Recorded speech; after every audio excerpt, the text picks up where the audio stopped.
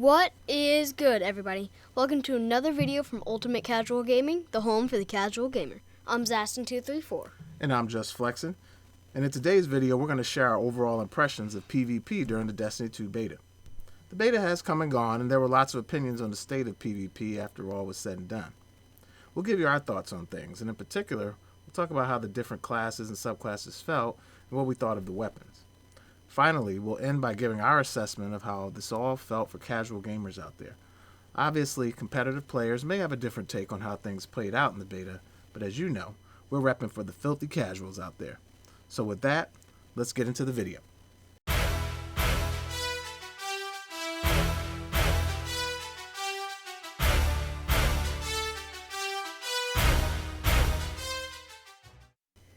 So, let's start things off with our assessment of the classes and subclasses of PvP. We won't get into as much detail on the exact builds of the classes. That will come in another series of videos we plan to post on each subclass in the beta. Instead, we'll focus on how well each of them felt in PvP. In particular, we want to talk about the strengths and weaknesses we found playing with certain classes. So let's talk classes and subclasses. I spent most of my time as a Titan in the beta, and split the time equally among the Striker and Sentinel subclasses. However, Just Flexin' spent most of his time as a Warlock, splitting his time as a Voidwalker or Dawnblade. So we feel we can speak to Warlock and Titan, but neither of us spent much time as a Hunter. We've heard the Hunter experience left little to be desired, so maybe we made the wise choice. That said, we felt the classes we did have a chance to play were pretty balanced. Well, clearly the newer subclasses got a lot more creativity from Bungie. The Warlock's Dawnblade was certainly a fun addition to the mix and offered a very unique experience. For those who like to maximize their vertical space, this subclass is definitely for you. You often felt like you were floating around out there, especially when your super was active. Additionally, the healing and empowering rifts were very powerful class abilities that really helped solidify the position of the Warlock as the more mystical class that now has the ability to help teammates with more power recovery. It's pretty sweet.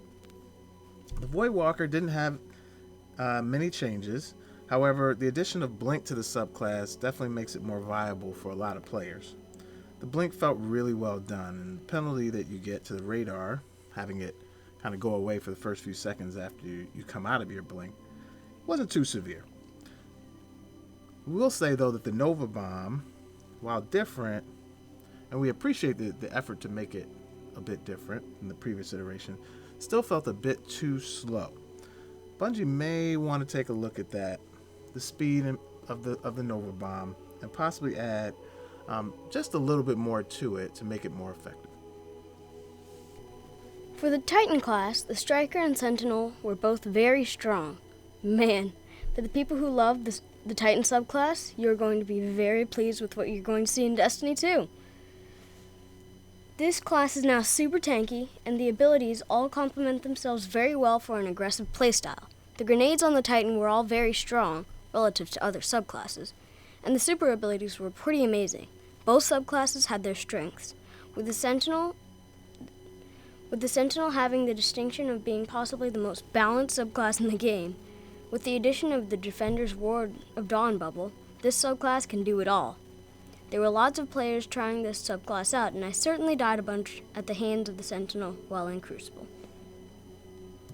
All in all, casual gamers should have an easier time picking up the different skill sets in Destiny 2. Bungie has aimed to simplify things a bit to make balancing a lot easier in PvP, but also to make the game more approachable to new players, and we think they've accomplished this. The simplicity was surprising to a lot of veteran players. We must admit we thought they'd add a bit more depth to the skill trees in Destiny 2, but the casual gamer, they should benefit from this approach.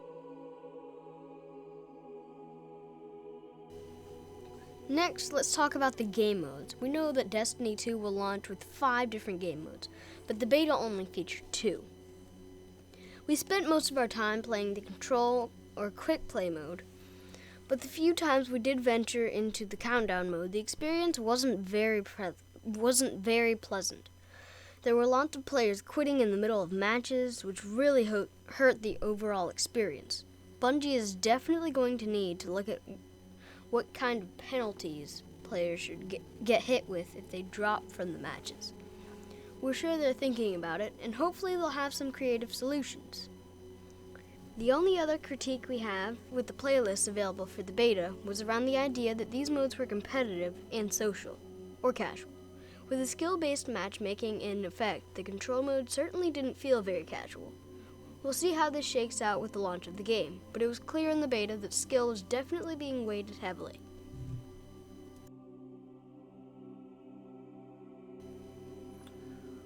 We felt the layout for the map for control was pretty tight in terms of space. It was almost arena-like.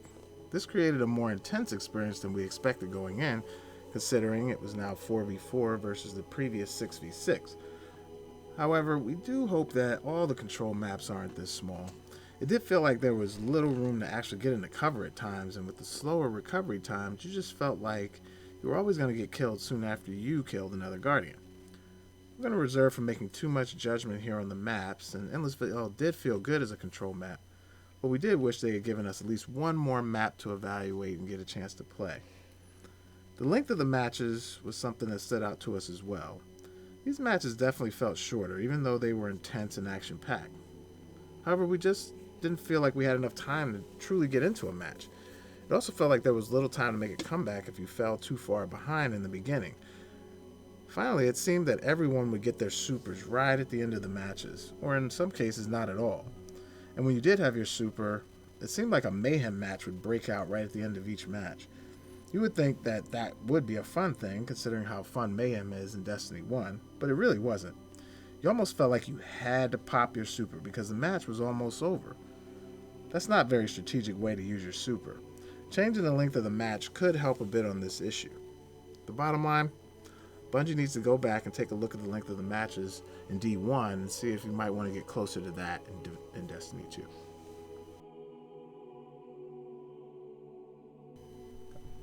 We really like the state of the weapons in the beta. The primary thing we noted was the balance across the board. Pulse rifles, auto rifles, and hand cannons were all really solid. The one scout rifle we were able to get our hands on wasn't the best, but it wasn't terrible either. Submachine guns seemed to be in a good place and did pretty good damage within the range they're designed to do well in. Sidearms were the one weapon that was pretty bad. In the power slot, the fusion rifle and the shotgun were the stars of the show. The sniper we were given was okay, and the rocket launcher was decent but didn't have enough ammo. The grenade launcher was the one true dud in the group. They definitely need to adjust the area effect damage on those to make it more desirable. Overall, our final assessment of the power weapons, that was the fusion rifle and shotgun, were the only choices that made you feel you were holding a truly powerful weapon. There's been some discussion that the fusion rifle needs to be nerfed before launch, but we think they should leave it alone and buff all the other power weapons some, except maybe the shotgun.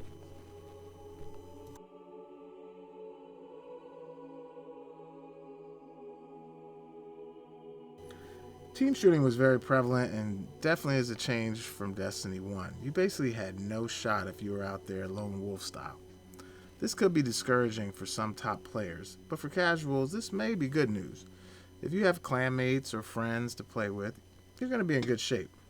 We weren't huge fans of the new scoreboard either at the end of the match. Come on, Bungie. We know you want to encourage team goals and all, but a little more information wouldn't hurt. Most importantly, tell me how many actual kills I got versus just combining assists and kills into one category.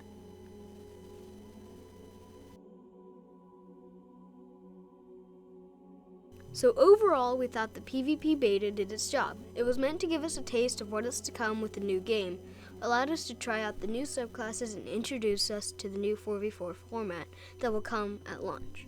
We think casual players will welcome all of these changes, and it should make the game more inviting to newer Guardians. We hope you liked today's video. If so, a like is certainly appreciated and helps us out. Of course, if you want more content on Destiny 2 and other great games for casual gamers, remember to hit that subscribe button. That's all for now, you filthy casuals. Let's go and get our game on.